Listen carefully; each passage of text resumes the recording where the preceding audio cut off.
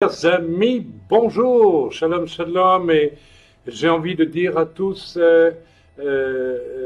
Pessah Sameach, puisque nous approchons de notre fête de Pessah que nous allons bientôt vivre tous ensemble ici à Yerushalayim. Donc nous sommes aujourd'hui rassemblés pour notre étude biblique que nous avons sucrée. Nous avons dû sucrer pas mal ces temps derniers parce que nous étions en Europe, nous étions en Afrique, nous étions à bien des endroits et finalement très occupés aussi en rentrant ici. Et bref, je ne vais pas vous raconter ce que nous avons vécu pendant les 2 mois écoulés parce que évidemment, comme d'habitude, on vit beaucoup de choses passionnantes, prenantes, des temps de combat, des temps qui permettent à tout un chacun d'évoluer, de s'aguerrir, et nous nous en réjouissons de voir même des personnes se lever tout doucement dans l'œuvre pour servir le Seigneur. C'est évidemment quelque chose qui nous remplit de joie. Alors aujourd'hui, je voudrais vous faire une étude biblique, mais peut-être, oui, c'est une étude biblique. Nous allons étudier quelque chose ensemble, mais comme à l'accoutumée, je vais orienter, parce que c'est ma tendance générale, vers des profondeurs et vers des notions qui ne sont pas strictement d'études bibliques. Donc il y aura une leçon à retirer de tout ce qui va être soulevé. Le titre du message de cette étude biblique, quand même, c'est « Fils de Dieu », fils de l'homme, c'est-à-dire Ben Adam, ou bien fils du diable. Alors, c'est un titre provoquant, et c'est un titre qui est provocateur et qui va le rester d'ailleurs tout au long de ce temps de message.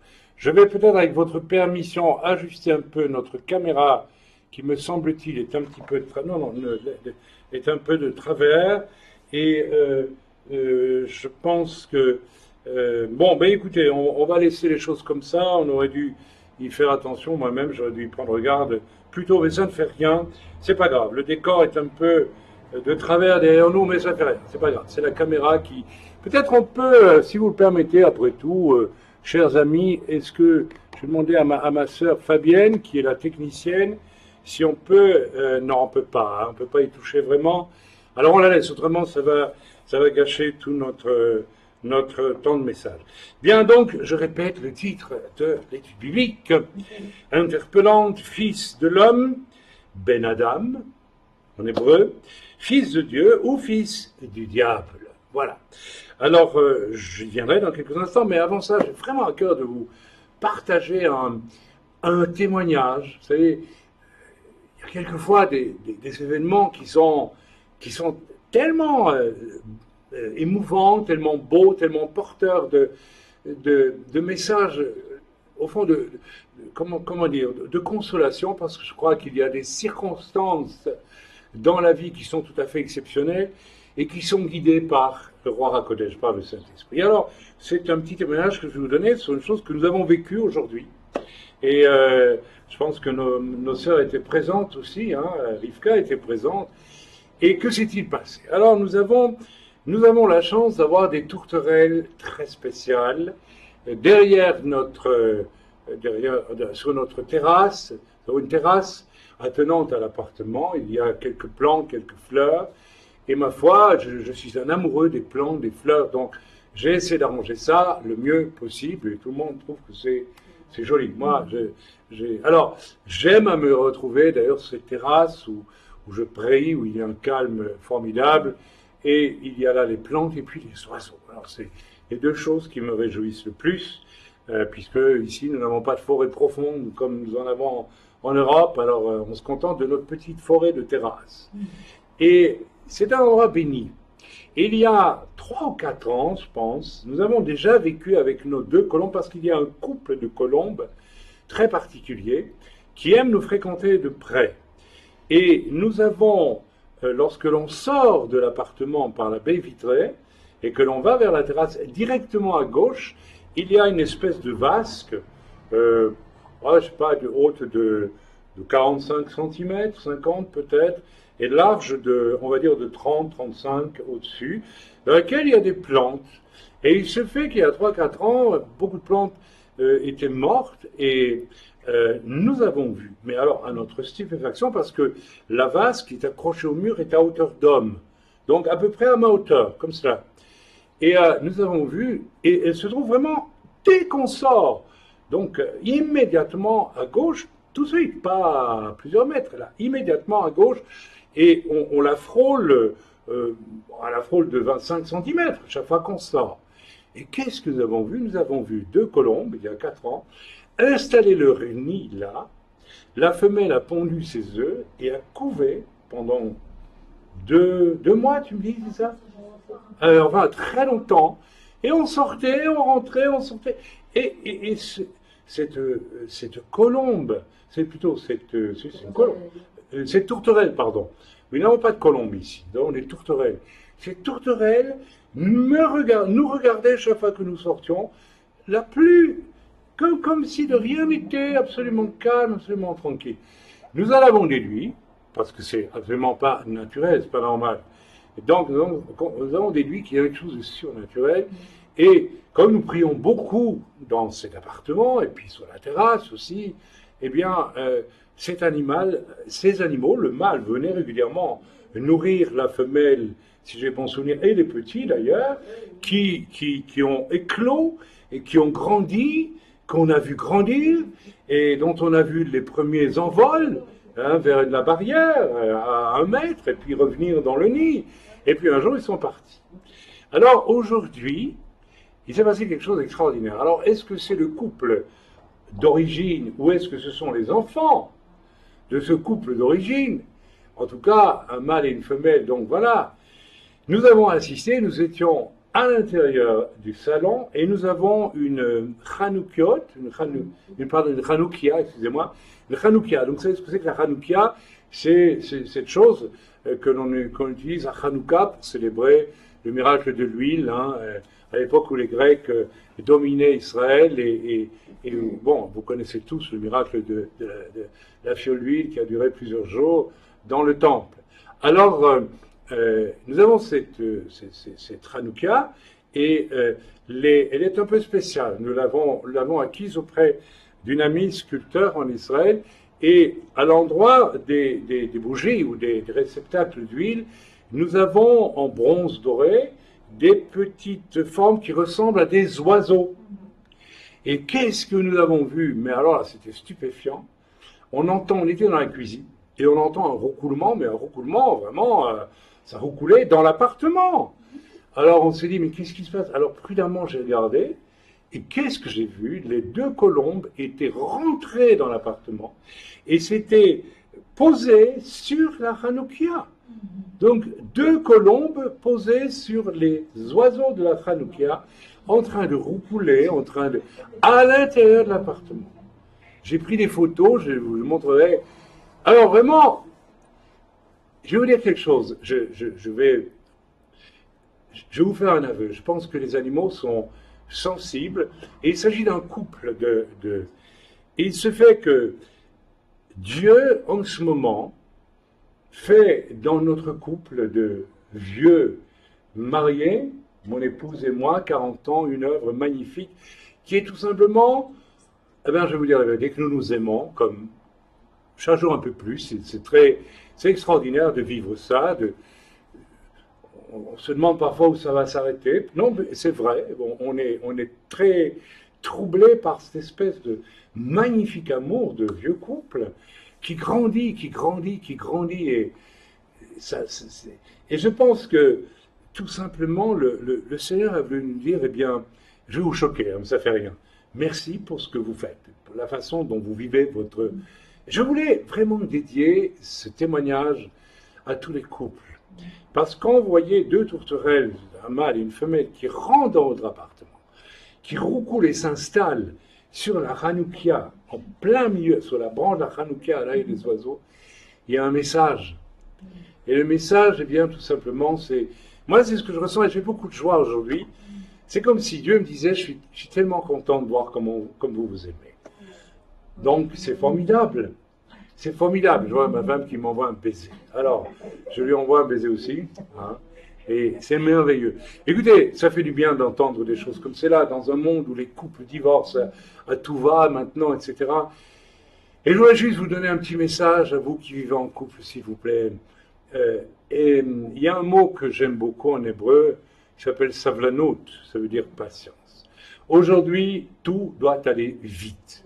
On doit être heureux en 5 minutes, on doit s'entendre en 5 minutes, on doit avoir tout en 10 minutes, et quand on a tout, on s'ennuie, et puis on divorce, on va voir ailleurs. Et, écoutez, un couple, c'est une aventure qui dure toute une vie.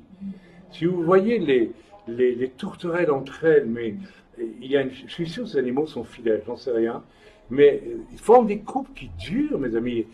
Et il n'y a pas de secret. Si vous voulez qu'un couple dure, il faut le faire durer.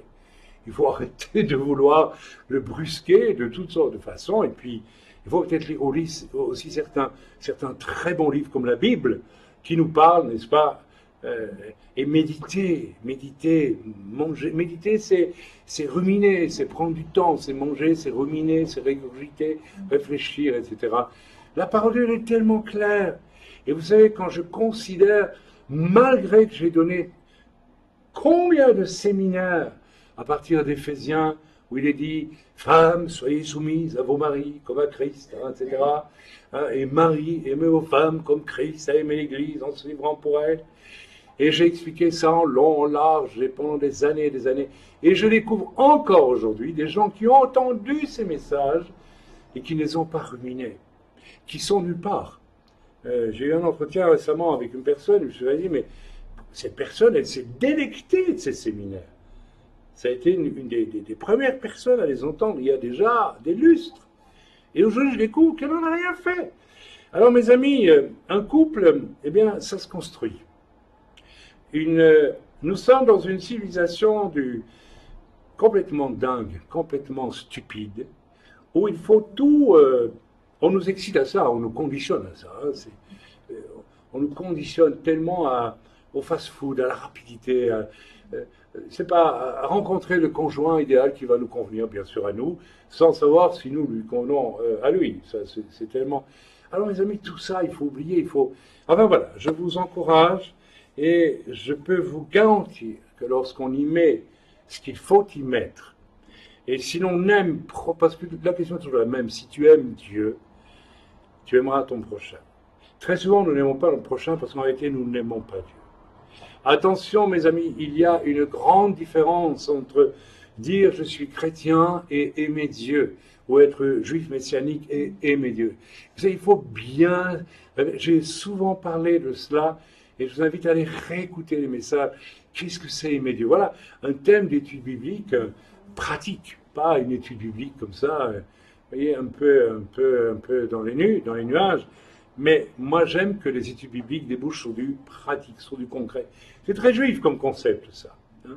On n'enseigne jamais les choses pour elles-mêmes, on les enseigne en vue des applications qu'elles doivent avoir.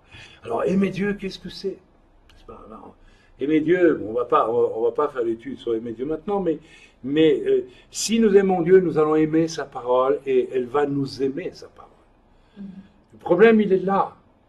Si j'aime ma femme pour elle-même, elle va m'aimer pour moi-même. En fait, le secret, nous sommes les individus les plus opposés qui soient au départ, les moins apparemment faits l'un pour l'autre, n'est-ce pas? Tu t'en souviens, ma chérie, quand on s'est rencontrés.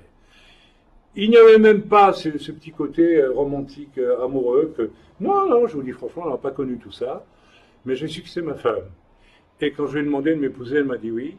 Et en fait, c'est en aimant le Seigneur, en aimant Dieu, et donc en aimant sa parole et en la pratiquant, hein, Marie, aimez vos femmes comme Christ a aimé l'Église, en se livrant pour elle, en demandant à Dieu, mais qu'est-ce que ça veut dire dans le concret? Qu'est-ce que ça veut dire?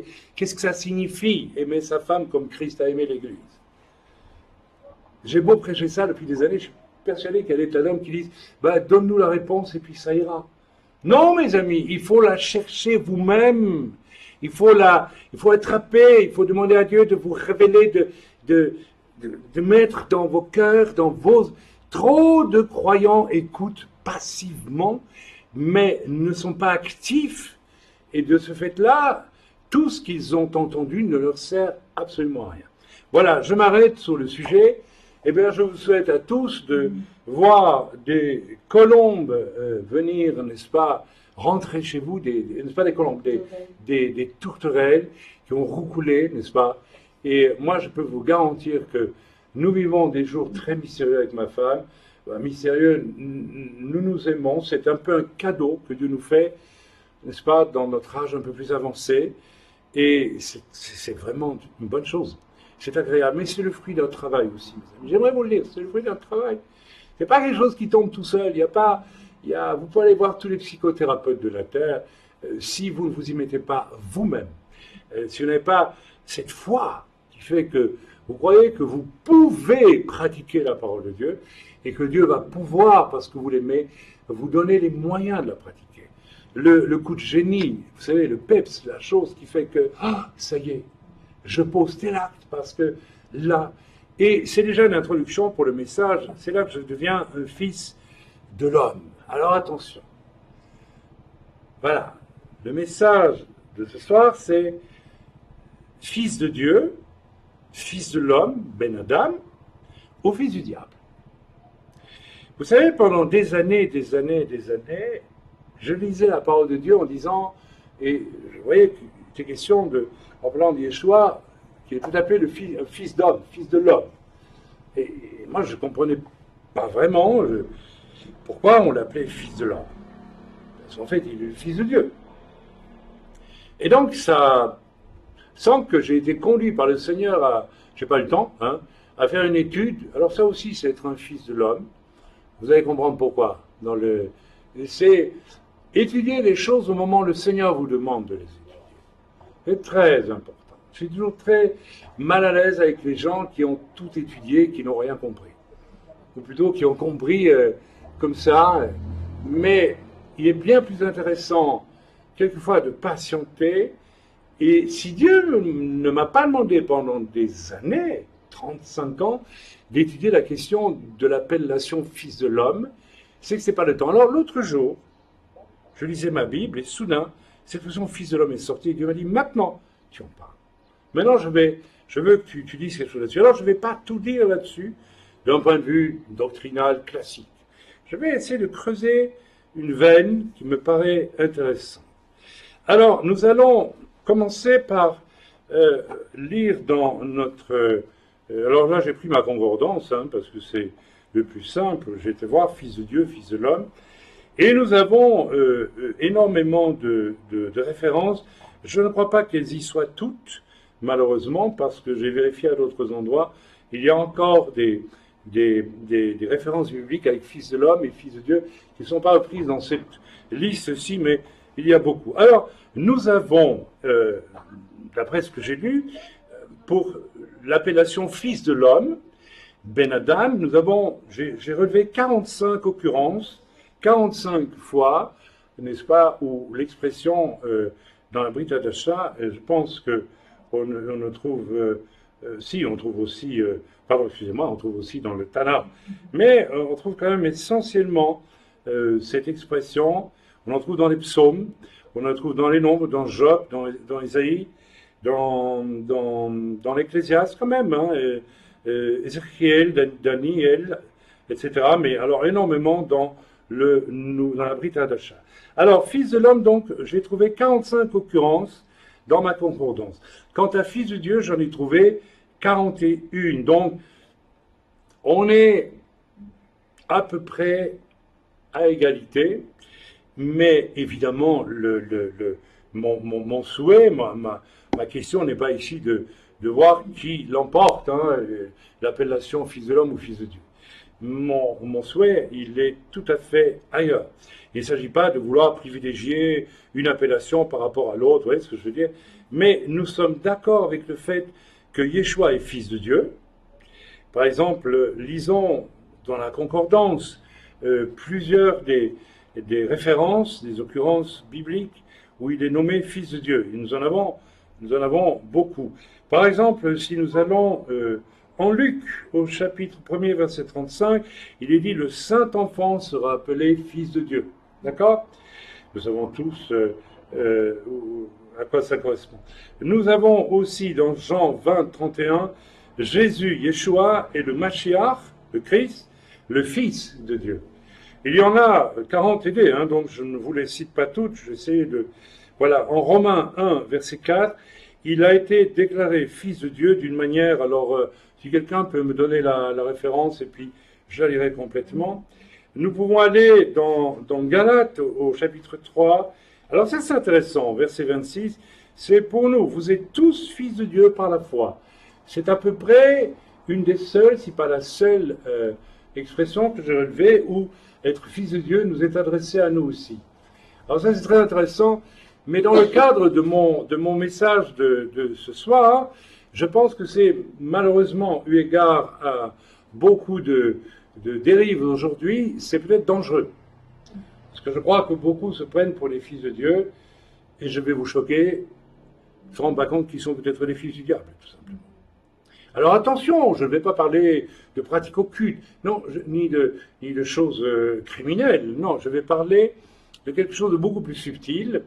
Et vous savez que Yeshua a dit des rabbinim, enfin du Sanhédrin, des souverains sacrificateurs, et des scribes, des pharisiens qui se trouvaient ici à Jérusalem, il a dit « Ils sont assis dans la chair, donc dans le siège de Moshe, écoutez-les, mais ne faites pas ce qu'ils font. » Et Yeshua leur dira un jour, dans une espèce de ras-le-bol, vous vous dites les fils d'Abraham, moi je vous dis que vous êtes des fils du diable. Et c'est de cela que j'aimerais vous parler un peu aujourd'hui. Et je pense que l'appellation fils de l'homme est quelque chose d'extrêmement important puisque Jésus lui-même, n'est-ce pas, a été et a permis qu'il soit appelé fils de l'homme. Et on va voir que il va l'être, et on va y venir dans quelques instants, d'une manière très particulière. On continue. Nous lisons dans Matthieu 16. Alors tu peux me dire la référence, tu peux me lire s'il te plaît, dans Romains, il a été déclaré fils de Dieu d'une manière... Avec puissance selon l'esprit de sainteté. Avec puissance selon l'esprit de sainteté. Par sa résurrection d'entre les morts. Voilà, oui, par sa résurrection d'entre les morts. Ça suffit. Ok, donc nous allons vite dans 1 Jean, et nous allons lire le chapitre 3, verset 8. Le Fils de Dieu apparut afin de détruire les œuvres du diable, je pense, de Satan. Je n'ai pas ici tout, mais bon, c'est cela. 1 Jean 4, verset 15, qui confessera que Jésus est le Fils de Dieu, etc. 5, sinon celui qui croit que Jésus, Yeshua, est le Fils de Dieu. Voilà. Alors, il y a 40 occurrences ici dans l'Écriture, et une seule, j'ai trouvé une seule, peut-être qu'il y en a d'autres, mais qui s'adresse à nous. Nous sommes aussi des fils de Dieu, mais attention, à quelles conditions et de quelle façon. Mais on ne va pas parler de ça aujourd'hui. Maintenant, si nous allons voir, n'est-ce pas, du côté de... Alors oui, nous allons lire le fameux passage de Matthieu 16 que je voulais vous lire, au verset 15 et au verset 15 à 20. Alors on lit ensemble. Voilà, on va lire à partir du verset 13. Jésus étant arrivé dans le territoire de Césarée de Philippe, donc c'était au nord d'Israël, si j'ai bon souvenir, demanda à ses disciples, qui suis-je au dire des hommes? Moi, le Fils de l'homme. Et Yeshua se présente majoritairement, d'ailleurs c'est une remarque que vous pouvez faire, c'est que lorsqu'il est question du Fils de Dieu, ce n'est pas, en tout cas, il faudrait que je vérifie de très près, c'est souvent lorsqu'on nomme Yeshua qu'on l'appelle Fils de Dieu. Mais lui-même, majoritairement, se nomme toujours Fils de l'homme. Alors mes amis, pour ceux qui sont sages et intelligents, je crois qu'ils ont déjà compris le fond du message. Il y a là une invite tout particulière à une immense, profonde et décisive humilité qui devrait normalement régler tous les problèmes de l'Église. Mes amis, la raison pour laquelle l'Église est construite de façon non biblique aujourd'hui, c'est qu'elle est dirigée, entre guillemets, par des hommes qui ne sont pas des fils de l'homme, mais qui croient être des fils de Dieu, un peu prématurément, et qui en sont peut-être sans même se rendre compte, des fils du diable. On va dire, mais frère, vous allez loin là. Non, mes amis, tout ce qui s'oppose à l'Esprit de Dieu, n'est-ce pas, au nom d'habitudes religieuses ou au nom de décisions religieuses, etc., n'est pas le fait de fils de l'homme, c'est-à-dire de gens modestes, mais le fait d'individus assis dans un siège religieux et qui veulent y diriger le monde. Et j'aimerais que nous soyons sensibles aujourd'hui au fait que cette capacité, triste capacité, elle est là au fond de chacun de nos cœurs. Et elle n'attend qu'une chose, c'est de paraître. Je me dois d'être extrêmement honnête parce que cette capacité, elle a été longtemps au fond de mon cœur aussi. Et la première lutte, je dirais pas féroce, mais profonde que j'ai eue au début de mon ministère, c'était justement ça. Et tout au long de mon ministère, lorsque j'ai traversé les milieux évangéliques, où j'ai rencontré beaucoup de trônes et beaucoup de royautés humaines, qui, si elles n'étaient des royautés humaines, bon, ben, c'est pas trop grave, mais lorsqu'elles deviennent meurtrières, n'est-ce pas? Alors, je vais prendre un exemple gadol, énorme, n'est-ce pas?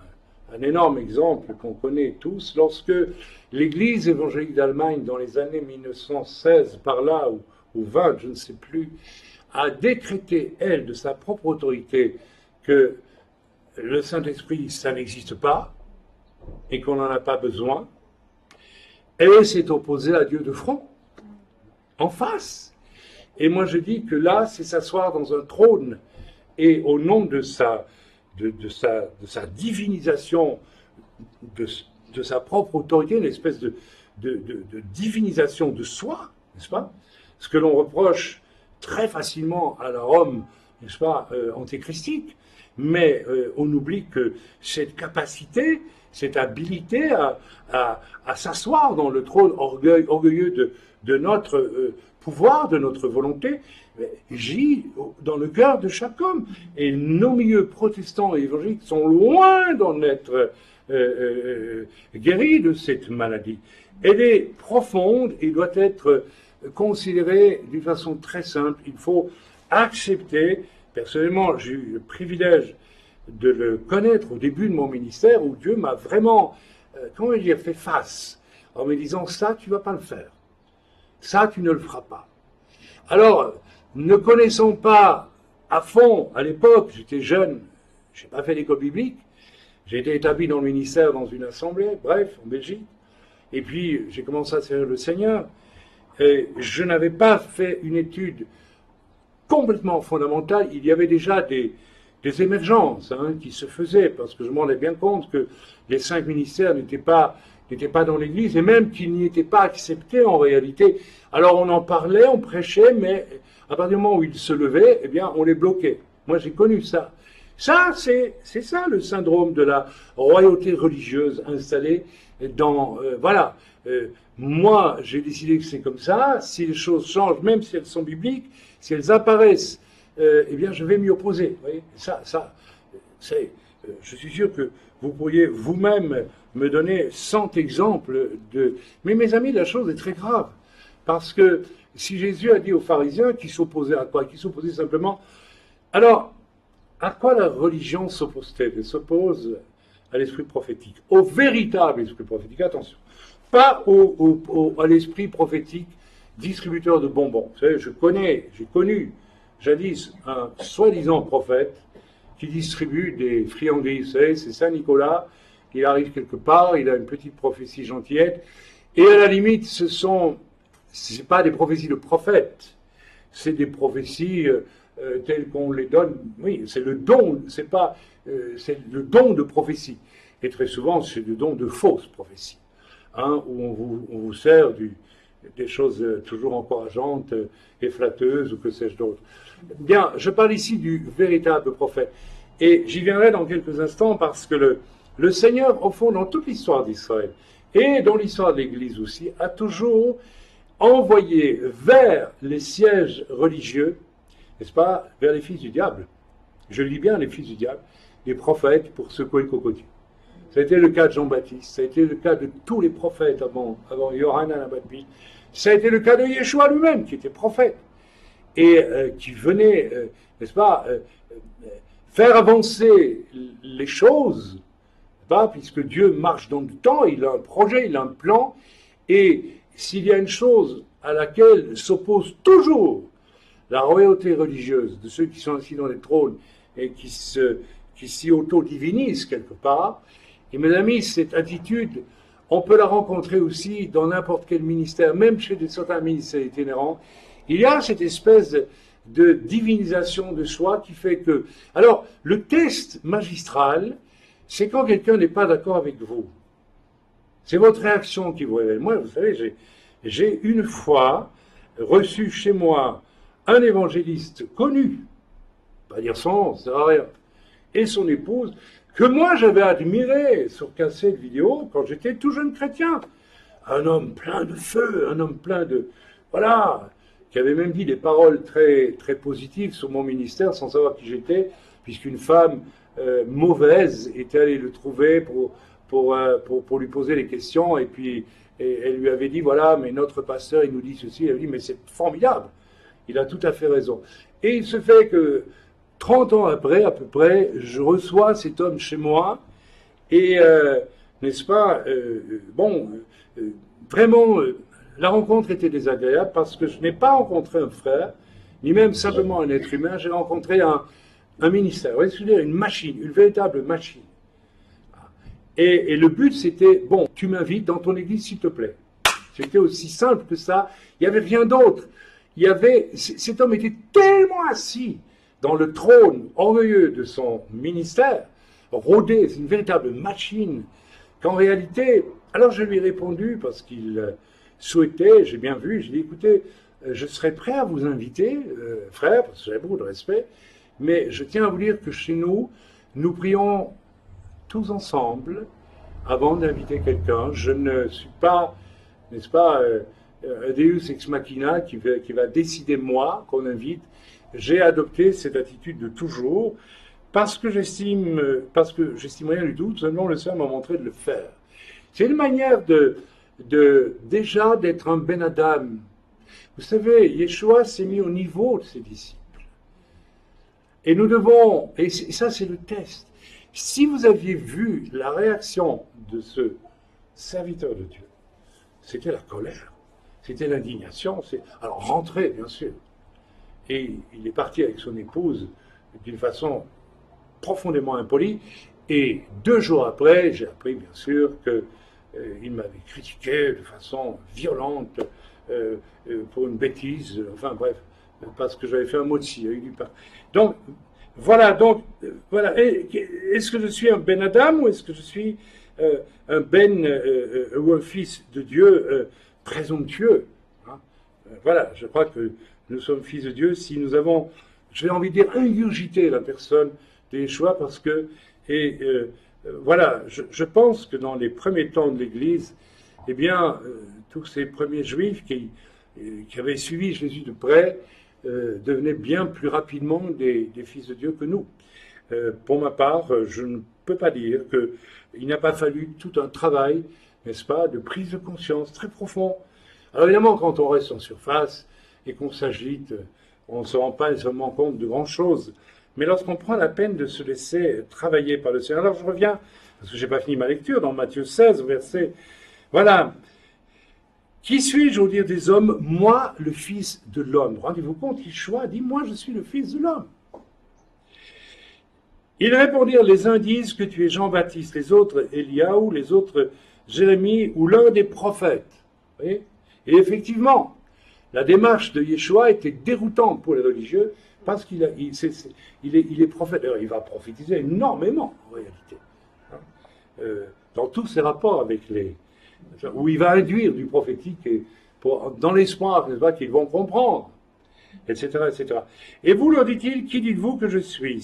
Simon-Pierre répondit que le Mashiach, le fils du Dieu vivant.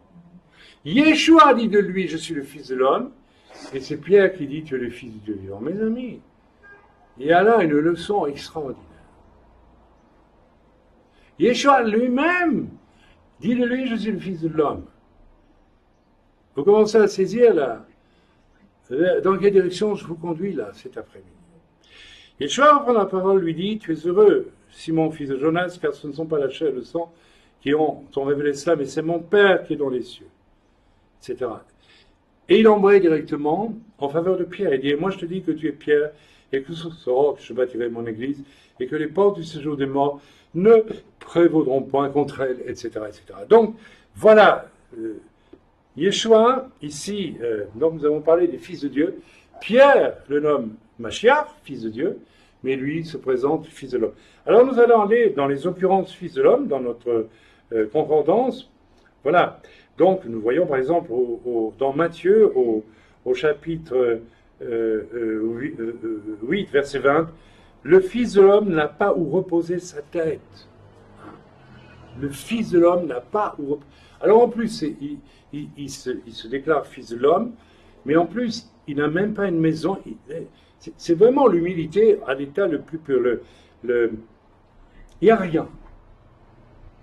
Il n'y a strictement rien qu'il pourrait revendiquer notre Seigneur, notre Yeshua, pour lui. Vous savez, s'il monte sur le petit d'une ânesse pour entrer dans Yerushalayim, c'est en tant que fils de l'homme qu'il rentre. Lui, voilà, il aurait pu rentrer sur un char, que sais-je. Il ne va pas le faire. Donc, le Fils de l'homme n'a pas où reposer sa tête. Matthieu 9, verset 6, le Fils de l'homme a le pouvoir de pardonner. Voilà, 11, 19, Matthieu 11, 19, le Fils de l'homme est venu mangeant, etc., etc. Hein, le Fils, au chapitre 12, verset 8 de Matthieu, le Fils de l'homme est maître du Shabbat. Alors, on va se rendre compte d'une chose, chaque fois qu'il va être question du Fils de l'homme, c'est en relation avec une action ou une autorité de Yeshua sur les choses. Donc Yeshua va vivre son autorité de Fils de Dieu, de Mashiach ben Yosef, promis au sacrifice, et quand il demande, n'est-ce pas, à Pierre et à ses disciples, je n'ai pas lu jusqu'au bout, dans Matthieu 16, de ne pas dire, voilà, alors il recommanda aux disciples de ne dire à personne qu'il était le Mashiach. Vous voyez jusqu'où va? Alors vous me direz qu'il y a une raison, parce qu'il fallait que les choses s'accomplissent, et s'il avait dit qu'il était le Mashiach et qu'il avait dû expliquer je suis le Mashiach ben Yosef, et il faut qu'on me crucifie, il faut que je meure, il y a peut-être le risque que ça a été rendu peut-être pas impossible, mais très difficile. Donc Yeshua là se soumet à sa destinée, c'est pourquoi il demande. Mais aussi, on peut retenir jusque-là qu'il y a une incroyable humilité qui va culminer dans une humiliation absolue sur la croix. Notre Seigneur, notre Adonai, le Fils de Dieu, Dieu lui-même, c'est inouï, qui est Fils de l'homme jusqu'au bout sur cette croix. C'est un Fils d'homme qui a été crucifié. C'est pas, oui, c'est aussi le Fils de Dieu, mais c'est un Fils d'homme. C'est le deuxième Adam, celui qui va donner un sens, va rendre son sens à sa dignité, sa perfection possible, à toute la race humaine. On peut continuer, voilà, on peut continuer. Alors, il y a bien sûr Matthieu 16, 13, qui dit donc je suis moi le Fils de l'homme, je viens de vous le dire. Voilà, c'est une des rares fois où il s'agit de nommer Yeshua pour ce qu'il est, concernant le Fils de l'homme. Matthieu 16, 27, le Fils de l'homme doit venir dans la gloire. Vous voyez, encore quelque chose, une action et aussi quelque chose de prophétique. Et on peut continuer ainsi tous les passages. Marc, chapitre 13, verset 26, le Fils de l'homme viendra sur les nuées. Hein. Le Fils de l'homme, 14, 21, s'en va selon ce qui est écrit. Luc 9, 56, le Fils de l'homme est venu pour sauver. Luc 11, 30, le Fils de l'homme sera un signe pour cette génération. Vous voyez, il y a du prophétique là, énormément. Il y a de l'action, il y a vraiment... Voilà, Jésus et c'est très intéressant, quand il s'agit du Fils de l'homme, on est dans un torrent prophétique, constant, formidable. Mais, vous voyez, il ne dit pas le Fils de Dieu, il dit le Fils de l'homme. Et c'est extrêmement important. Amen. Voilà, ça continue. Hein, alors, je peux vous en dire, vous verrez le Fils de l'homme assis à la droite du Père, donc ça c'est dans Matthieu 26, 2, encore une fois, non, 26, 64, etc., etc. On peut continuer, Luc 18, verset 8. Quand le Fils de l'homme viendra, trouvera-t-il encore la foi sur la terre? Oui, encore une question, au fond, une prophétie quelque part, quelque chose qui a un caractère prophétique, puisqu'effectivement la foi est en train de disparaître. C'est en tout cas une chose que moi, personnellement, au travers de mon service pour le Seigneur, depuis des années, je constate la foi disparaît. Les chrétiens deviennent de plus en plus, et les messianiques aussi, d'ailleurs, deviennent de plus en plus passifs, de plus en plus superficiels, de plus en plus amateurs du fast-food, des choses légères, faciles. Vous savez, je parcours quelquefois les maisons d'édition chrétiennes et je suis sidéré. Hein, j'ai eu un contact avec une maison d'édition chrétienne et récemment, et puis voilà, on m'a fait comprendre que j'étais d'une autre génération et que maintenant c'est les plus jeunes qui produisent des choses. Et j'ai été voir les titres, mes amis, mais simplement, je ne veux pas ici dénigrer ce qui se fait, n'est-ce pas? Mais si vous lisez bien les titres et un petit peu les livres, vous vous rendez compte que tous ces... j'ai rien contre la jeunesse, hein, mais, n'est-ce pas, ne font que répéter des messages qui ont déjà été donnés 36 fois, des gens, des témoignages qu'on connaît, voilà. Alors, mais par contre, les serviteurs tels que Richard Wurmbrand, tels que Arthur Katz, etc., les gens profonds, riches de valeur, vous les retrouvez quasiment pas, vous les trouvez plus. Passé un certain âge, on vous élimine. Vous savez, c'est comme dans cette société de consommation. Quand tu es un peu âgé, on ne te répare même plus, on te jette. Hein, c'est fini, voilà. Même si tu as encore de très bonnes choses à produire. Voilà, c'est ainsi que mon épouse, nous avions acheté une machine à laver 1000 qui a duré à l'époque 30 ans, c'est ça? À peu près 30 ans. Et maintenant, vous les achetez, elles font 5 ans, et puis c'est bon, vous pouvez changer. Et on vous demande en plus de prendre une assurance. C'est quand même... Voilà, alors Jean 1,52, voilà, ou plutôt 3,13, le Fils de l'homme qui est dans le ciel. Voilà, donc ici, le Fils de l'homme est dans le ciel, même quand Yeshua est au ciel. Eh bien, il est appelé le Fils de l'homme, rendez-vous compte. C'est extraordinaire. Voilà, on peut continuer. Il faut que le Fils de l'homme soit élevé. Oui. Ok, sur la croix, bien sûr. Mais voilà, on peut continuer. Jean 8, 28. Quand vous aurez élevé le Fils de l'homme, alors 12, 23, l'heure où le Fils de l'homme doit être glorifié. Hein? Alors on peut continuer comme ça dans Acte 16, 56. Je vois le Fils de l'homme à la droite de Dieu.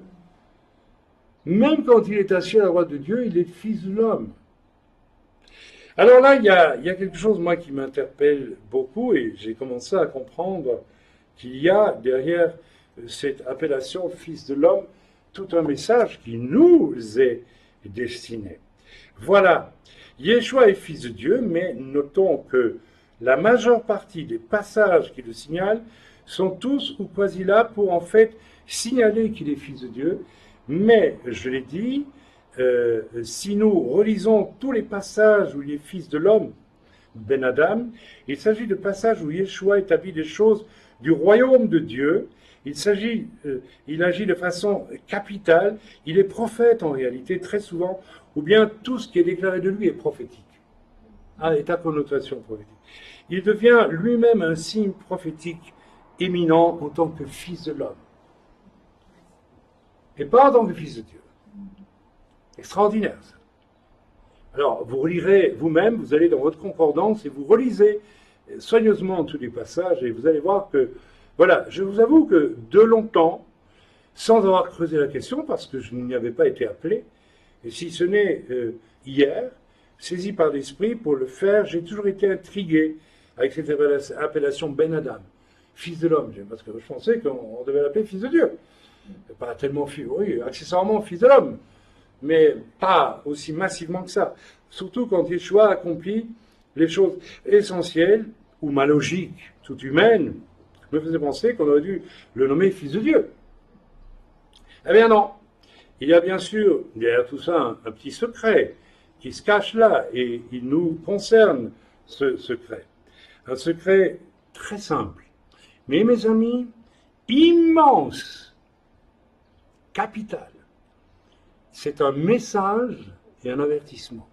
Si Yeshua est appelé fils de l'homme et s'appelle lui-même fils de l'homme, si jusqu'au ciel, la fièvre du Père est appelé fils de l'homme, il y a là un message que nous ne devons pas rater, mes amis. Il est d'une importance capitale. Et en fait, il couvre toute l'étendue du questionnement que nous avons, n'est-ce pas, dans les dysfonctionnements de l'Église.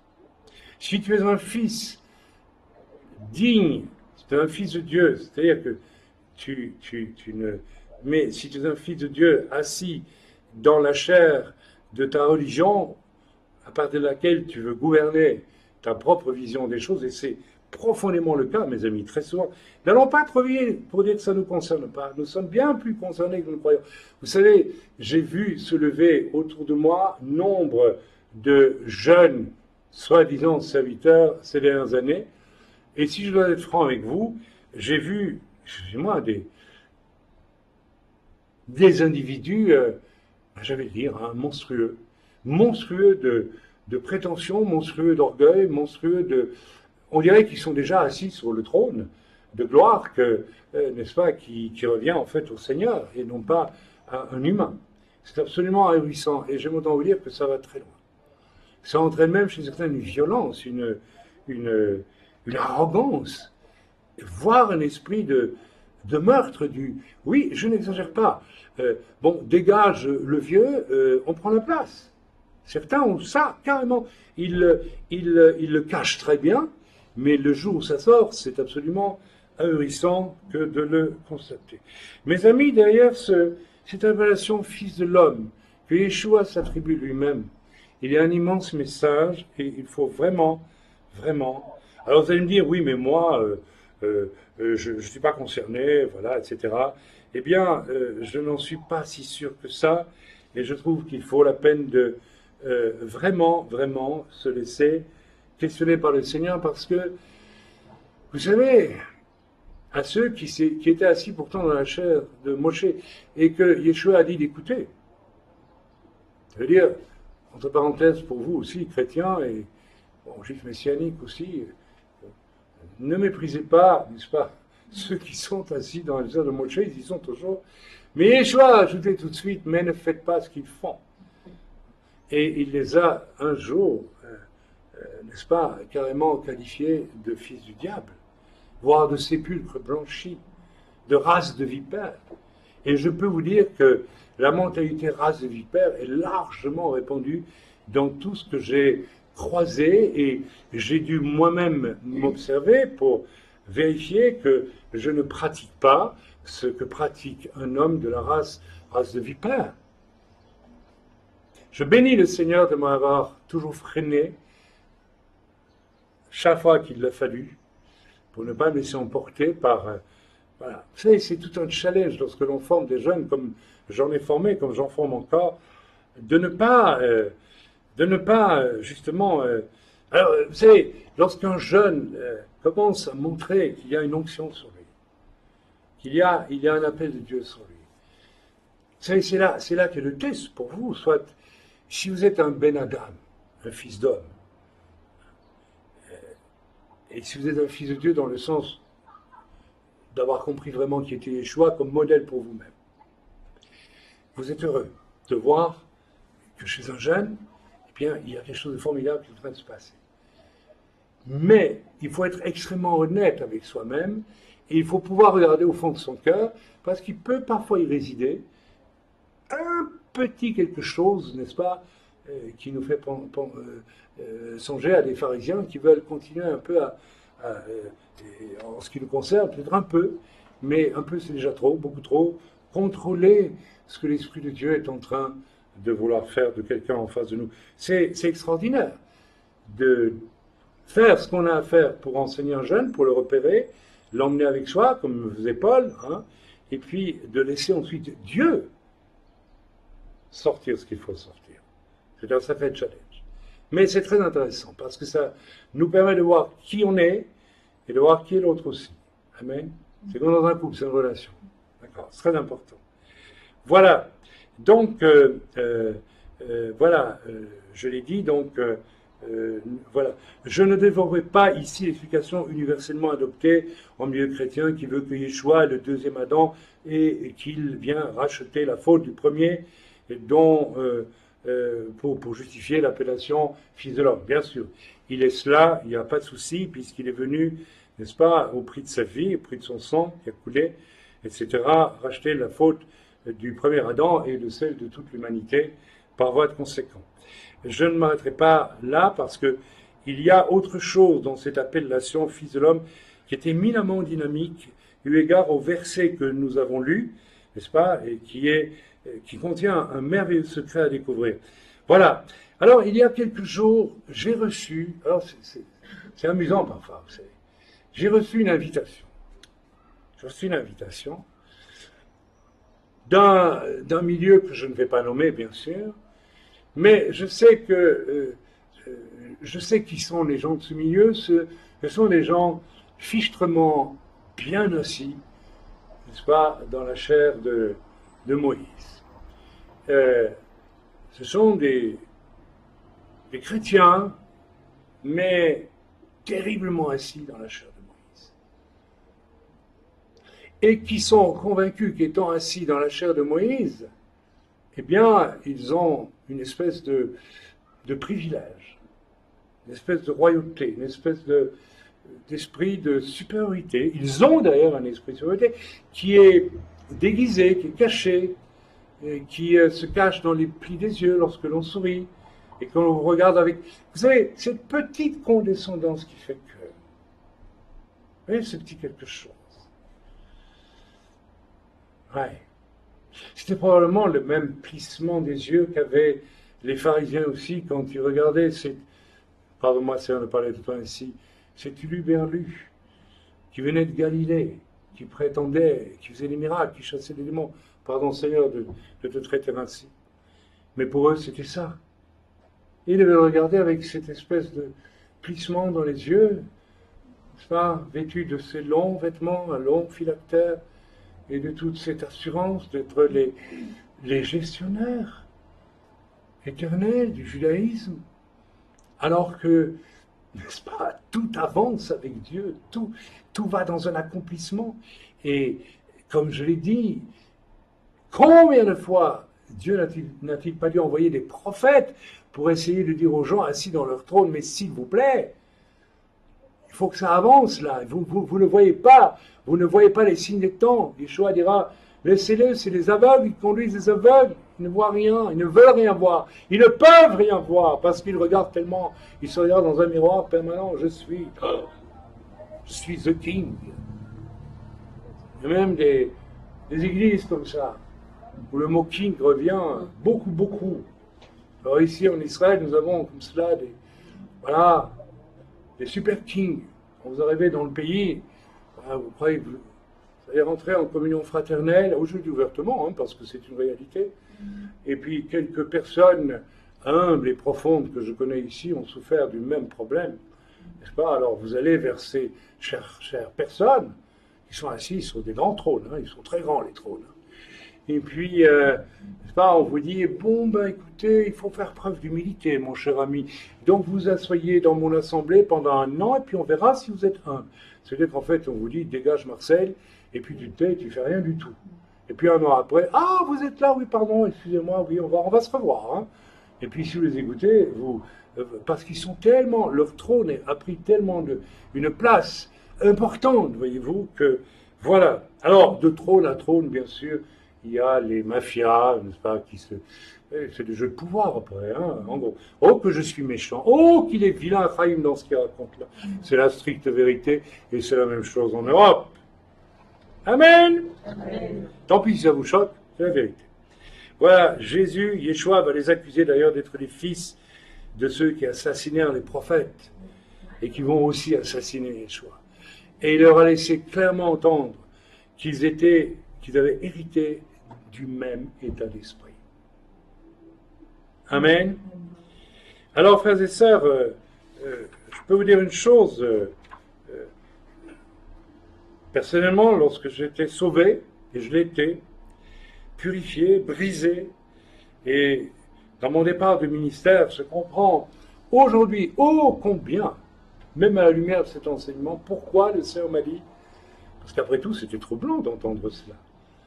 Pas de dénomination, pas de fédération, quasiment pas de nom pour l'œuvre que tu... Alors lève-toi. Ça a été vraiment au forceps, hein, vraiment. À la limite, on n'aurait pas dû donner de nom du tout. Voyez-vous.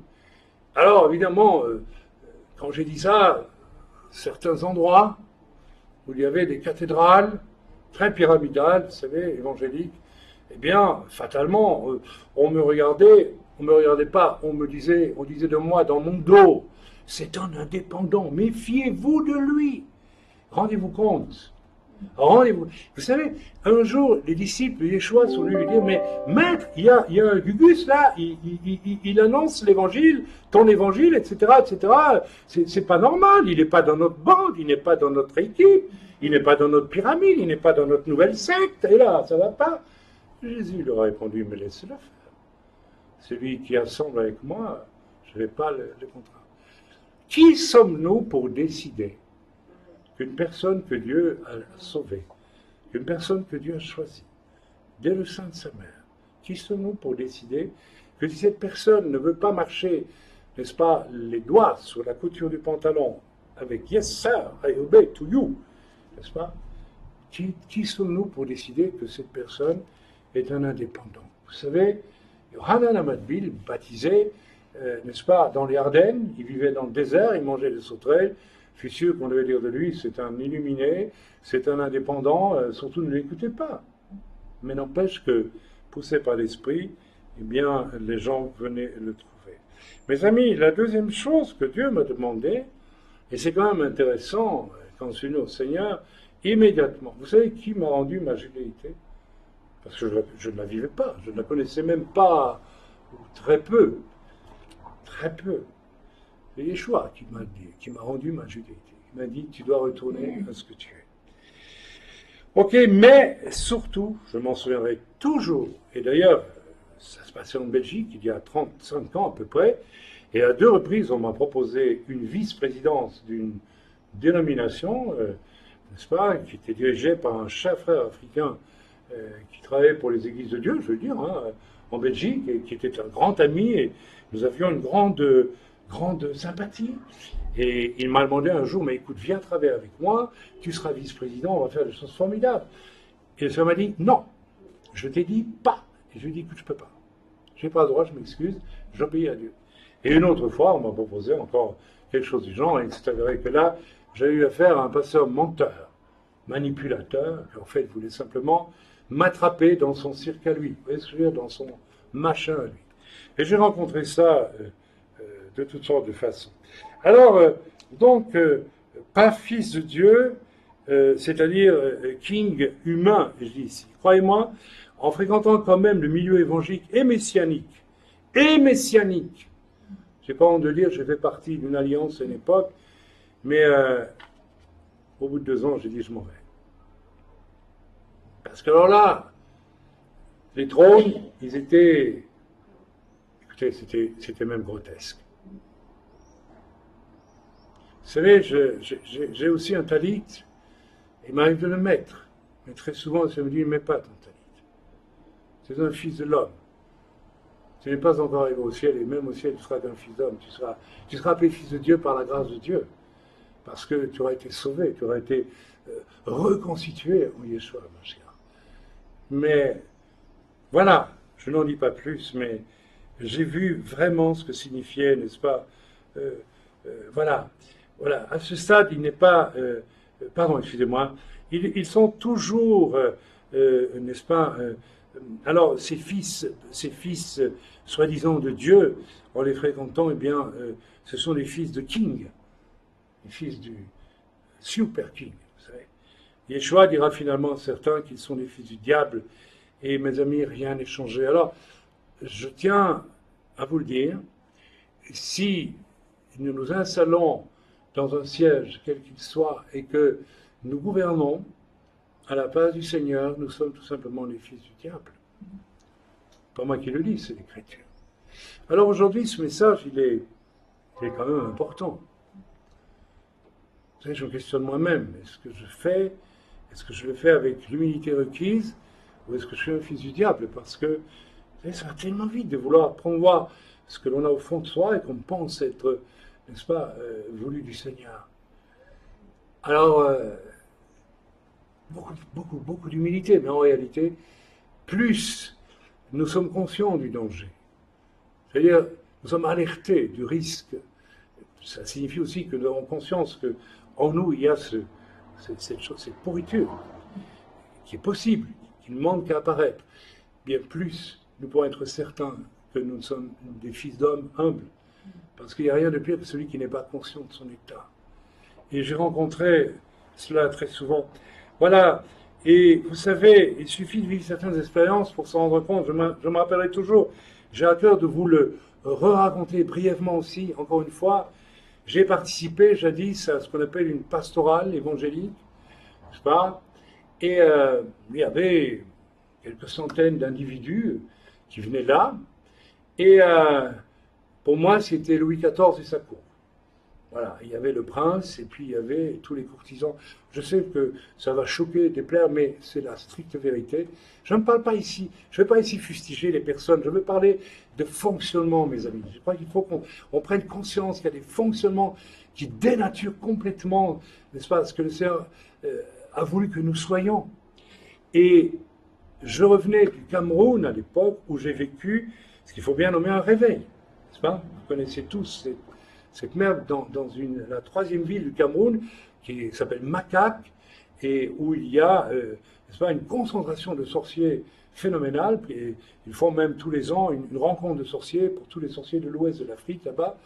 Et nous avons vécu là un réveil avec sorciers convertis, parfums sortant de l'église après 2 jours de prédication, les gens qui se levaient pendant le message alors qu'il n'y avait même pas l'appel pour se convertir. Enfin, des miracles, un enfant ressuscité, un enfant quasiment mort dans les bras de sa mère, n'est-ce pas, mort de sécheresse, etc., ressuscité instantanément, tant de choses. Et donc, arrivant à la pastorale, je demande si je peux avoir un quart d'heure pour témoigner de ça, parce que je trouve ça formidable, c'est beau.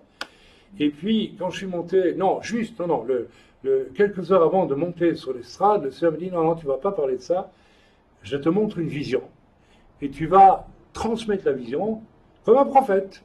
En fait, j'ai prophétisé quelque chose, mais de radical, et je m'entends vous dire que la réaction a été effrayante. Je dis bien effrayante.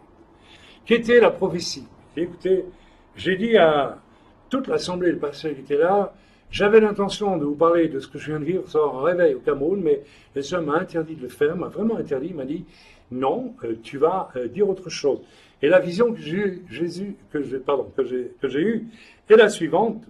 J'ai vu sur un chemin qui descendait, donc qui allait du haut vers le bas, j'ai vu des individus qui sont généralement assis sur des trônes, et je l'ai dit à l'époque, je me souviens. Et je les ai vus en train de descendre et disparaître. Et le Seigneur me dit qu'il va faire descendre de leur trône plusieurs parmi nous, parce qu'ils ont pris trop de place. C'est une place qui revient à Dieu, qui ne revient pas. Et puis par derrière, j'ai eu le temps de dire la fin, parce que déjà, ça bouillonnait, hein. Oh là là. Par derrière, je voyais un chemin qui montait. Je dis, je vois un autre chemin qui monte. Et je vois sur ce chemin des idiots, c'est-à-dire des gens comme moi, des gens complètement qui n'ont absolument pas un désir de trône, mais j'ai vu des éclairs d'onction magnifiques tomber sur ces gens, que Dieu va sortir pour en faire des serviteurs des temps de la fin. Oh, mes amis, quand j'ai dit cela, la salle s'est divisée en deux. D'un côté, il y avait une moitié de la salle, enfin disséminée, avec des sourires magnifiques. C'était toutes sortes de jeunes qui n'attendaient que ça pour dire, enfin, on peut respirer un petit peu, parce que les gars qui sont sous les trônes, là, vraiment, ils nous étouffent. Hein. Et de l'autre côté, il y avait évidemment ceux qui étaient assis sur les trônes. Je n'ai désigné personne. Ils sont désignés d'eux-mêmes. Il y en a un qui a bondi sur l'estrade. Un pseudo-prophète, qui a fait tout pour me démolir par la suite, bien sûr. Ah oui, il a trouvé ce qu'il fallait pour me mener devant un tribunal ecclésiastique à partir de rumeurs absolument invérifiées. Passons. Cet homme a bondi sur l'estrade, m'a arraché le micro, il a dit, mais pour qui il se prend? Moi, j'ai pensé, ben, tout simplement, tu viens d'être dévoilé, mon cher. Et tu n'as pas supporté ce qui vient d'être dit. Si tu étais un homme humble, tu n'aurais pas réagi comme ça. Alors, j'aime autant vous dire que là, quand je suis descendu, j'ai été m'asseoir dans la salle, j'ai vu plusieurs qui m'ont dit, ben, dis donc, oh là là, tu te rends pas compte de ce que tu viens de faire. Ben, j'ai fonctionné comme un prophète. J'ai dit tout simplement, et c'est ce qui est arrivé, parce que certains de ces messieurs qui étaient sur les trônes, eh bien, ils en sont descendus par la suite. Certains sont même décédés. Voilà. Mais, vous voyez, qu'est-ce que j'ai vu en 35 ans de ministère, église, dénomination, les éditeurs chrétiens, etc. Je n'ai pas peur de m'adresser à eux, je dis pas tous, hein, mais certains en tout cas. Est-ce que j'ai vu l'humble soumission à la parole de Dieu pour gérer tout ce qui est à gérer? Mais arrêtons, s'il vous plaît. Vous savez, il y a un éditeur qui m'a dit un jour, comme ça, ma femme était là, dans un hôtel ici à Yerushalayim. Oui, mon problème, en fait, je l'avoue, c'est que j'ai l'amour de l'argent. Donc il était éditeur pour se faire du fric. Pas du tout pour diffuser, n'est-ce pas, de superbes livres qui pouvaient accompagner la parole de Dieu. Ça vous choque?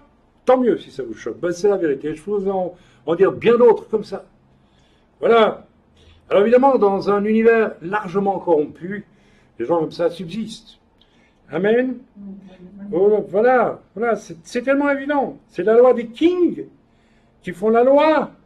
Et leur loi est une justice meurtrière. Parce que bien sûr, je suis éloigné d'un tel éditeur. Et bien sûr, il m'a pas fait de cadeau, hein. Alors maintenant, voilà, on ne trouve plus mes livres comme on les trouvait avant sur certains sites. Voilà, c'est très bien. Mais vous savez, ça fait rien. Voilà. J'ai connu jadis aussi un pasteur que je croyais être un homme de Dieu formidable. Vraiment, j'avais écouté ses enseignements pendant 2 ans et formidable. Et je me retrouve, n'est-ce pas, quelque temps après cela, 2 ans à peu près, dans les Ardennes belges, complètement seul, isolé, un peu comme un missionnaire finalement. Et puis j'avais conscience d'être un évangéliste et je ne voulais pas aller au-delà de mon ministère d'évangéliste. Donc je téléphone à cet homme et je lui dis, est-ce que tu viendrais, s'il te plaît, enseigner? J'ai ici une quinzaine de personnes qui viennent accepter le Seigneur, ils vont être baptisés, mais moi je ne suis pas pasteur, je ne suis pas enseignant et je veux rester à ma place. Et il m'a répondu, oui, peut-être, parce que vous voyez, en fait, cet homme ne supportait pas tellement l'idée que j'ai travaillé en dehors de sa, vous voyez, parce que de sa gouverne à lui, parce que, il y a cet arrière-plan dans la tête de tant de pasteurs.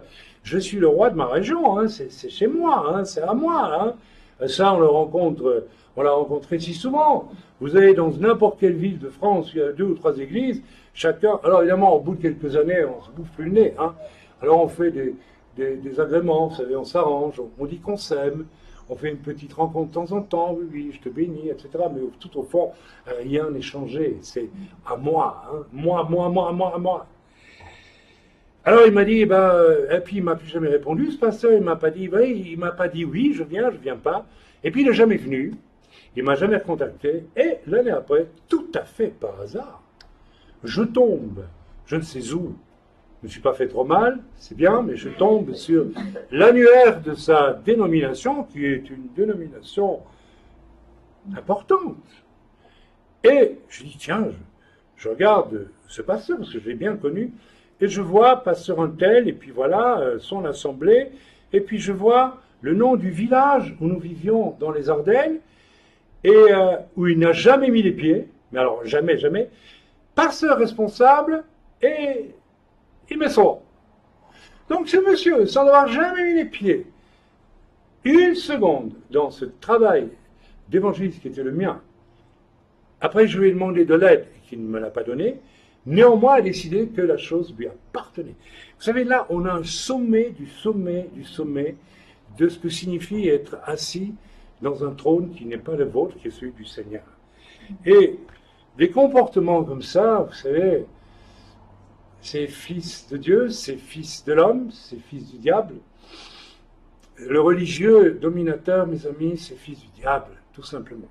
Il faut oser le dire. Alors j'espère pour cet homme qu'il a quand même réfléchi depuis, parce qu'il a menti, tout simplement. Il a menti.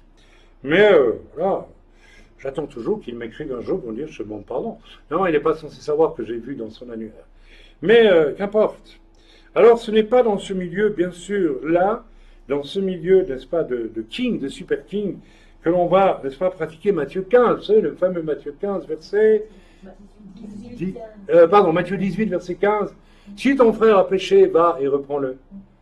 Ah, il faut être un Ben Adam, là, il faut être un fils d'homme pour faire ça. Parce que si je suis un fils d'homme, je sais que je peux pécher moi aussi. Et si je vois mon frère qui pêche, je ne vais pas le clamer partout en laissant entendre, moi je suis un homme parfait, hein, je peux dénoncer ce que l'autre a fait. Amen. Il y a des conditions pour ça. Mais étant un Ben Adam, je vais d'abord le trouver. Et, alors ça, mes amis, je ne l'ai vu pratiquer par personne en 35 ans. Je viens de le pratiquer il y a quelque temps ici, vis-à-vis d'un pasteur ici à Jérusalem. Et d'ailleurs, nous allons prochainement diffuser, n'est-ce pas, partout dans le corps, n'est-ce pas, l'échange que nous avons avec cet homme qui a refusé de se repentir, bien que, évidemment, pécheur, étant donné voilà ce que nous avons découvert. À ce stade, il n'est pas inutile de citer ce verset qui est que Yeshua n'a pas regardé comme une proie à arracher, à se faire l'égal de Dieu. Mais vous vous rendez compte mais est-ce que nous nous rendons compte de l'avertissement terrifiant qui se trouve là? Si Yeshua a dit il est dit de Yeshua qu'il n'a pas cherché comme une proie arrachée à se faire l'égal de Dieu, à se faire... C'est ça, qu'il était le Fils de Dieu, comme une proie arrachée. Ça signifie que tout ce que nous faisons pour arracher une autorité de manière humaine et charnelle, nous contredisons en face Yeshua lui-même, dans son essence même de Fils de l'homme. Quel sort nous est réservé, mes amis? Quel sort va nous être réservé? Ici, mes amis, vous voyez, Fils de l'homme, ça va loin. Hein? J'espère que beaucoup de fils du trône du King, The King, moi, ma vision, mon ministère, mon ceci, mon cela. Il y a 2 ans, j'ai côtoyé, hélas, un individu, je dis un individu dont je ne peux pas croire qu'il soit né de nouveau, c'est pas possible. Qui se présentait avec moi avec une douceur, m'enrobant au maximum, et puis, quand est sortie la réalité de son cœur, c'était d'une violence et d'un orgueil effrayant. Alors, est-ce que vous êtes toujours aussi certain d'être dans le bon état d'esprit à ce jour? Je crois qu'il est intéressant de s'arrêter et de réfléchir. D'où vient finalement l'état d'esprit fils du King, n'est-ce pas? De ce qu'il y a de pire dans l'homme, dans le monde et dans Satan lui-même. La loi de la jungle, mes amis. Cette terrible loi de la jungle qui a fait qu'Israël lui-même a demandé à Samuel quoi? Donne-nous des rois comme les nations, donne-nous des gars assis dans des trônes pour nous diriger. Et Yeshua et Dieu de dire à Samuel, fais ce qu'il te demande, parce que c'est de moi dont ils ne veulent plus. Ça a coûté très cher à Israël. On en a parlé samedi dernier. Les royautés d'Israël n'ont pas été une grande réussite. Hein. La loi de la jungle qui dit moi et moi et moi et moi. Cela avec de bonnes intentions, entre guillemets religieuses, ici à Jérusalem comme ailleurs. Je vais être franc avec vous. Je n'ai en 35 ans de ministère rencontré qu'une minuscule poignée d'hommes et de femmes, n'est-ce pas, échappant à cette terrible corruption. Je sais que je lis des choses qui vont choquer, et beaucoup vont dire, mais qui êtes-vous pour croire que vous êtes du bon côté? Je n'ai jamais dit cela, je me questionne encore tous les jours. Mais j'ai rencontré une minuscule poignée, mais vraiment une minuscule, 2 ou 3. Et en ce moment, je suis en train de côtoyer, je crois que c'est un grand cadeau du Seigneur, toute une équipe de gens avec qui nous travaillons, et qui ont exactement cet état d'esprit, tellement... provenant d'hommes de terrain, vous voyez ce que je veux dire? non pas des gens qui ont voulu construire, qui ont une organisation importante, mais avec lesquels le rapport est immédiat dans la simplicité. Des gens qui vous regardent, qui prient intérieurement, qui reçoivent une conviction, sans même vous connaître beaucoup, que vous êtes un frère et qu'il y a quelque chose à faire avec vous, comme ça. Et nous de même, nous vivons cela en ce moment.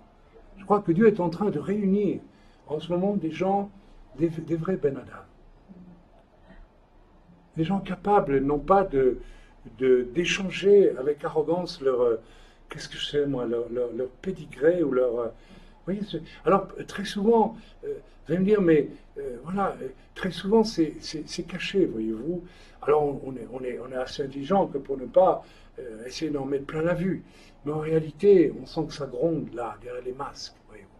Mais là, ici, nous avons ce bonheur de côtoyer deux groupes de personnes avec qui Dieu nous a mis en relation et qui ont conscience des dégâts immenses que l'Église provoque, qu'elle soit évangélique ou messianique, n'est-ce pas, parce qu'elle établit des trônes pour des hommes, sans mettre le Seigneur sur le trône.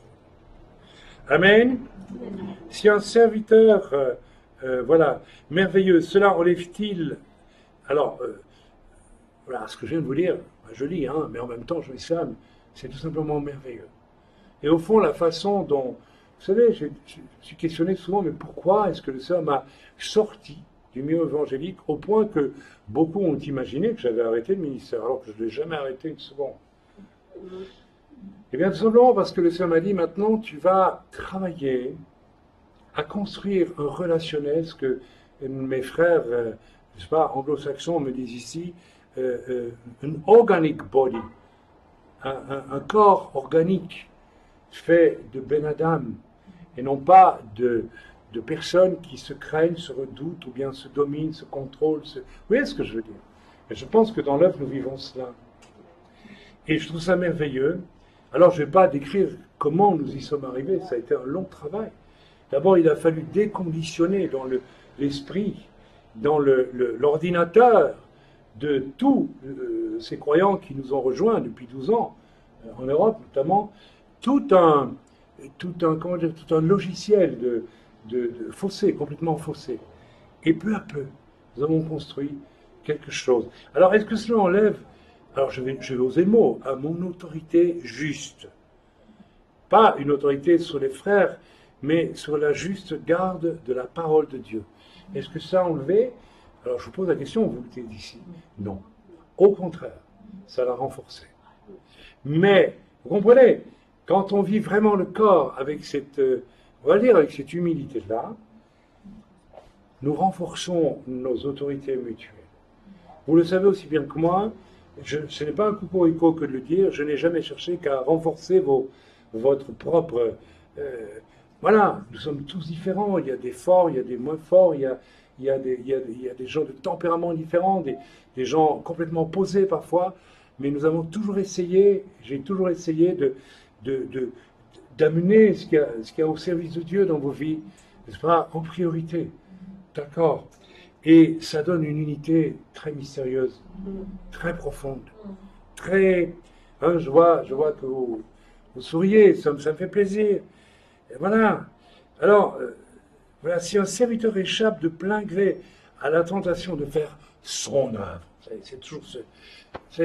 Quelquefois, je ne supporte plus de regarder certaines émissions où des gens prêchent parce que derrière comment dire, une façade, on sent tellement une autorité abusive.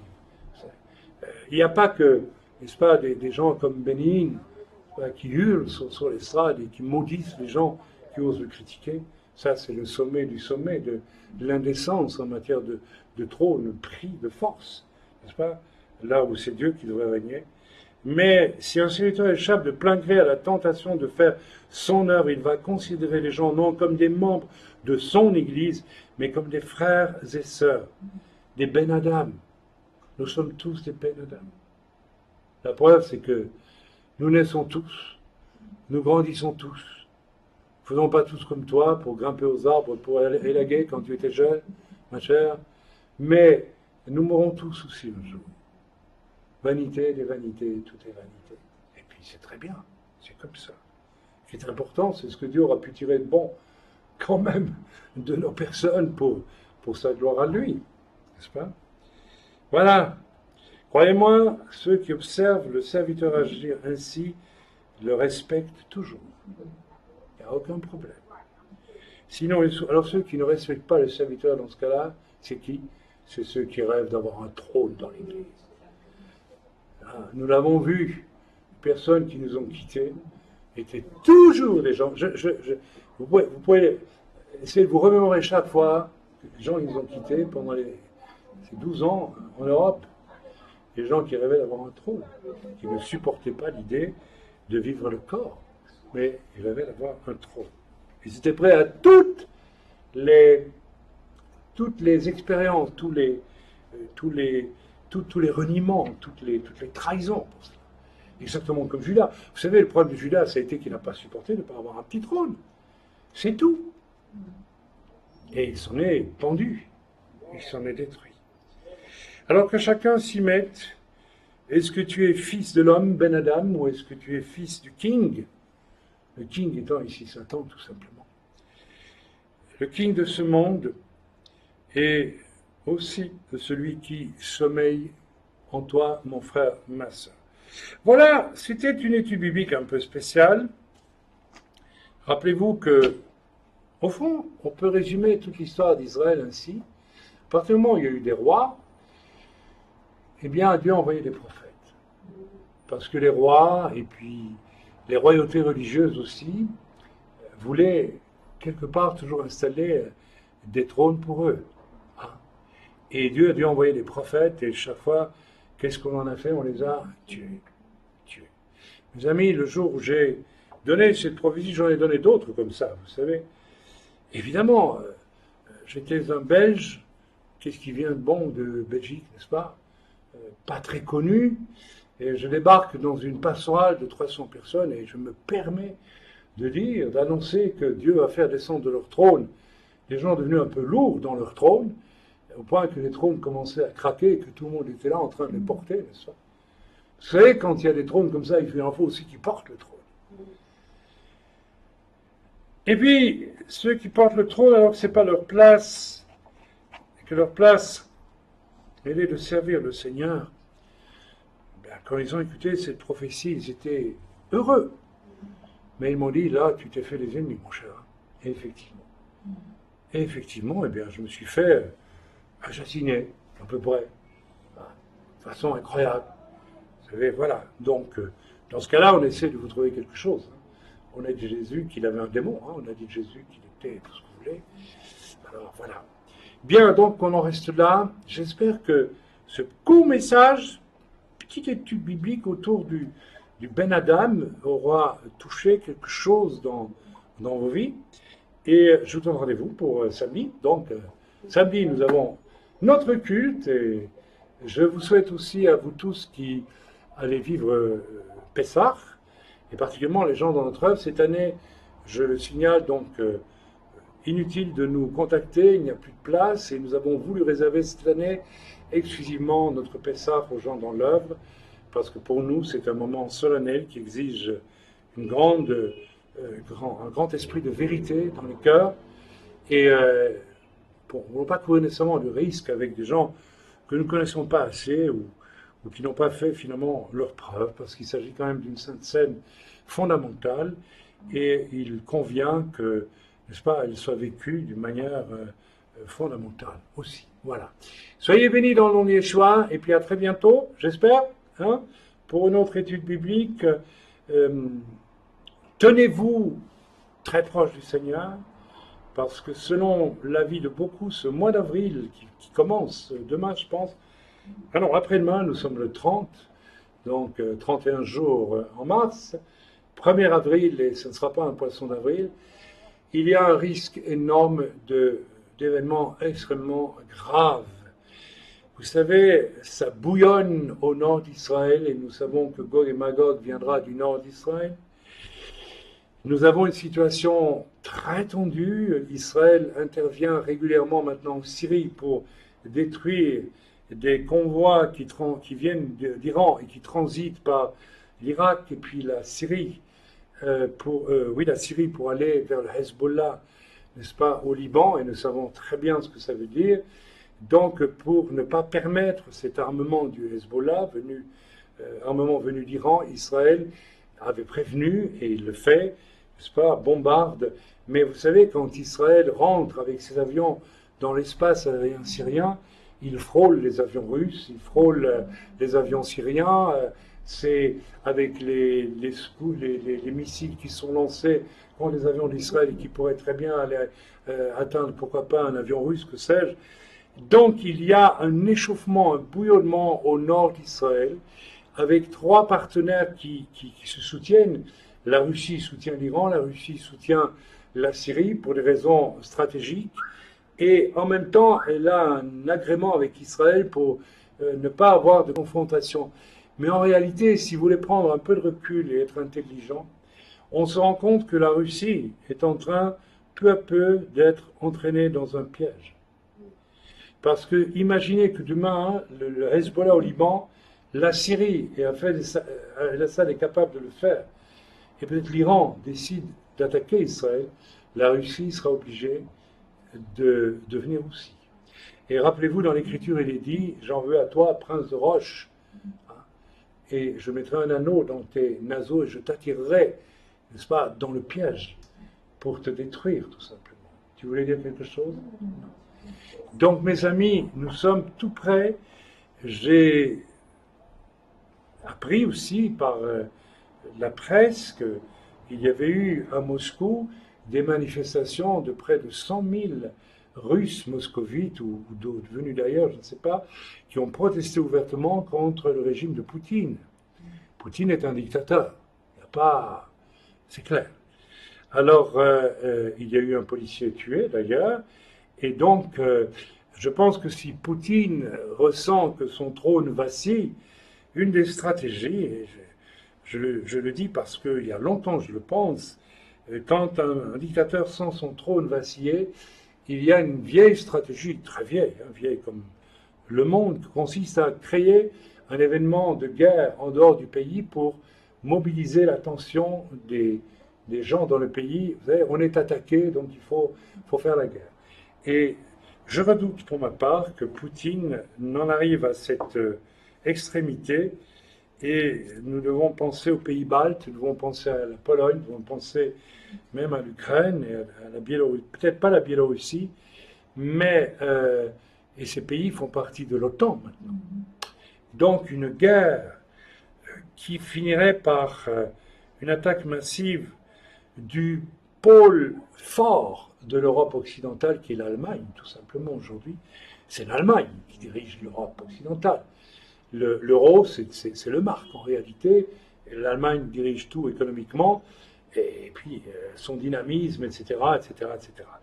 Donc, je ne dis pas ces choses parce que j'ai prophétisé certaines choses moi-même dans le passé, mais hélas, je crains que nous en approchions tout doucement, et je vous invite à être extrêmement à l'écoute du Seigneur quant à vous préparer pour des temps très, très, très difficiles qui vont probablement surgir cette année.